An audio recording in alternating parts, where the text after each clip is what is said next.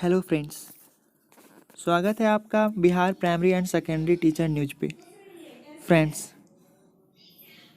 आज शिक्षा सुधार रोजगार के नीरज जी हमारे साथ जुड़े हुए हैं। चलिए जानते हैं आज कोर्ट में जो कुछ भी हुआ, चाहे वो डीएलएड प्राथमिकता वाली मैटर हो या फिर सीटीईटी दिसंबर 2019 का मैटर हो। नीरज जी, स्वागत है आपका मेरे इस यूट्यूब चैनल पे। नीरज जी, आज डीएलएड प्राथमिकता और सीटीईटी 2019 दिसंबर 2019 के बारे में आपका क्या कहना है?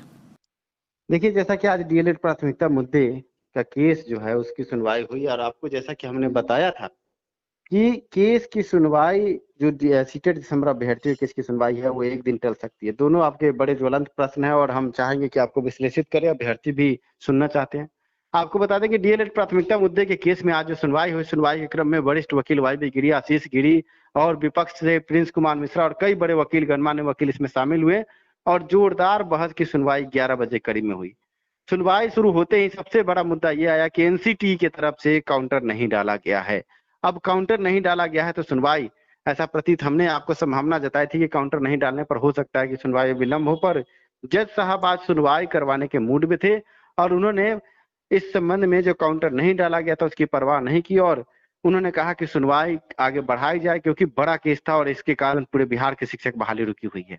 आपको हम बता दें कि काउंटर अगर 1 डेट से 2 डेट तक अगर नहीं जमा होता है तो बिना काउंटर के भी सुनवाई आगे बढ़ती है और वही इस केस में हुआ और दोनों पक्षों को करीब 1.5 घंटे तक माननीय न्यायाधीश ने समय दिया। सभी पक्षों ने अपने अपनी बात को रखा, बड़ी सुनवाई हुई। एक पक्ष कह रहा था कि डीएलएड की प्राथमिकता रद्द होनी चाहिए, दूसरा पक्ष कह रहा था नहीं रद्द होनी चाहिए और इस बीच में आप ये समझे कि एनसीटी के तरफ से भी वक्तव्य डाले गए हैं और जब सुनवाई हो रही थी तो ये मुद्दा भी उठा है जो सुनवाई के क्रम में कि माननीय न्यायाधीश ये रखा गया था कि ब्रिज कोर्स करवा करके दोनों को बराबर किया जाएगा, पर ब्रिज कोर्स जो पिछले 2017 के बाद हुआ ही नहीं, इस पर क्या शिक्षा विभाग जवाब? कहीं ना कहीं शिक्षा विभाग घिर रहा है। जब ब्रिज कोर्स की बात है बीएड को डीएलएड के समान करने के लिए तो ब्रिज कोर्स आगे करवाना चाहिए था, पर ब्रिज कोर्स का कोई अता पता भी नहीं है और सरकार कहीं ना कहीं ब्रिज कोर्स में विफल हो रही है। इन सब मुद्दों को रखा गया, सुनवाई बहुत ज्वलंत हुई। अब ये नहीं कहा जा सकता है कि डीएलएड की प्राथमिकता रहेगी या हटेगी, पर हम ये केस की स्थिति को देख के आपको एक संभावना बता रहे हैं कि डीएलएड की प्राथमिकता खत्म हो सकती है। खत्म इसलिए हो सकती है कि अभी तक शिक्षा विभाग की तरफ से कोई भी ब्रिज कोर्स का कोई भी संभावना आगे या पीछे 2017 के बाद कोई भी संभावना नहीं थी। 2017 में एक बार ब्रिज कोर्स कराया गया है और उन अभ्यर्थियों को भी रोड पर छोड़ दिया गया और कहीं से भी बहाली प्रक्रिया के बीच में कोई भी नया लेटर आप जब एक बार शेड्यूल निकाल लेते हैं उसमें बार बार फेरबदल नहीं होता है। ये भी एक बड़ा मुद्दा है।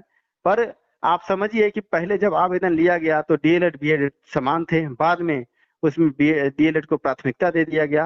ये एक रूल है कि जब आप एक बहाली प्रक्रिया निकाल देते हैं तो बीच में जाकर के आप उसमें बदलाव फेरबदल नहीं कर सकते हैं। सीटेट दिसंबर अभ्यर्थियों के केस में पिछले दिन ये बात रखी गई थी और अगर बीच के फेरबदल को आप अगर मानते हैं तो आपको सीटेट दिसंबर को भी मानना होगा। कहीं ना कहीं अगर इस केस में ये फैसला आता है कि डीएलएड की प्राथमिकता बरकरार रहेगी तो बीच बहाली में दिसंबर में जाकर के प्राथमिकता मुद्दे पर लेटर जारी हुआ था, तो बीच के जब किसी भी बदलाव को माना जा रहा है तो सीटेट दिसंबर का अभ्यर्थियों का केस इससे मजबूत। बड़ी बात अगर नहीं माना जाता है तब भी सीटेट दिसंबर अभ्यर्थियों का केस तो मजबूत ही है, लेकिन प्राथमिकता मुद्दे के केस में अगर डीएलएड की प्राथमिकता को खत्म की जाती है तो बीएड के लिए अच्छा होगा। पर क्या होगा, क्या गतिरोध सामने आएगा, इस पर हम कोई टिप्पणी नहीं कर सकते। माननीय न्यायाधीश ने इसको रिजर्व रखा है और ना ही डीएलएड वाले ना ही बीएड वाले इस पर कुछ प्रतिक्रिया भी दे पा रहे हैं क्योंकि सुनवाई दोनों तरफ से बराबर हुई है और बड़ी बहस हुई है। अब देखना यह है कि 9 नवंबर एक बड़ी तिथि, समय अंतराल एक बड़ा दिया गया है। आप समझिए कि चुनाव की आचार संहिता लगने के बाद नवंबर में चुनाव भी होंगे। इसका मतलब ये भी कहा जा सकता है कि बहाली प्रक्रिया अब जनवरी में जाएगी। शिक्षक बहाली 2021 में संपन्न होगी। नए सरकार के साथ ये संभावना बन रही है। बिहार विधानसभा चुनाव और चुनाव से पहले आचार संहिता पर इस बहाली पर क्या असर पड़ेगा नीरज जी? न्यायालय के किसी भी फैसले पर चुनाव या आचार संहिता से कोई फर्क नहीं पड़ता। ये बहाली पुरानी है और ऐसा एक बार और इससे पहले राजस्थान में देखा गया था कि कोर्ट का फैसला चुनाव के बीच आया था तो न्यायालय ने इस पर न्यायालय में फिर से बात दायर हुआ कि आखिर आचार संहिता के बीच में बहाली प्रक्रिया कैसे हो सकती है। तो न्यायालय ने वहां से फिर एक आदेश पारित किया कि पुरानी बहालियों में ये हो सकता है, ये कोई नई बहाली नहीं है। चुनाव के वक्त में सरकार कोई नई घोषणा नहीं कर सकती, लेकिन पुराने कार्यों को निपटाया जा सकता है। पर आप ये समझिए कि 2021 के जनवरी महीने तक ये बहाली प्रक्रिया आगे बढ़ गई है। ये पूरी तरीके से अब सत्य हो चुकी है। सर, कल 22 सितंबर 2020 को सीटीईटी दिसंबर 2019 का डिसीजन कब सुनाया जाएगा? कल प्रातः 11 से 12 के बीच में इसकी सुनवाई होगी। एक दिन में माननीय न्यायाधीश मात्र 15 ही केस देखते हैं। ऐसा अभी तक का जो शेड्यूल है उस हिसाब से हमने देखा, और हमने आपको कल ही बताया था, और इससे पहले भी हम बोल रहे थे कि सुनवाई की प्रक्रिया टलेगी, और वही सामने आया। कल 100% इसकी सुनवाई होगी। आप ये भी समझिए कि कल सीए जिस तरह से दाखिल हो गया है हमारे वकील की तरफ से, अभी से कुछ देर पहले रिजॉइंडर भी दाखिल कर दिया जा चुका है। इसका मतलब कल जोरदार बहस रितिका रानी और दीनू कुमार के द्वारा पटना हाईकोर्ट में किया जाएगा। आशा है अभ्यर्थियों को जीत मिलेगी, और बड़ी बहस के बाद बड़ी जीत के साथ अभ्यर्थी आपके सामने। सर, आज डीएलएड प्राथमिकता वाले केस के डिसीजन को रिजर्व रखा गया है।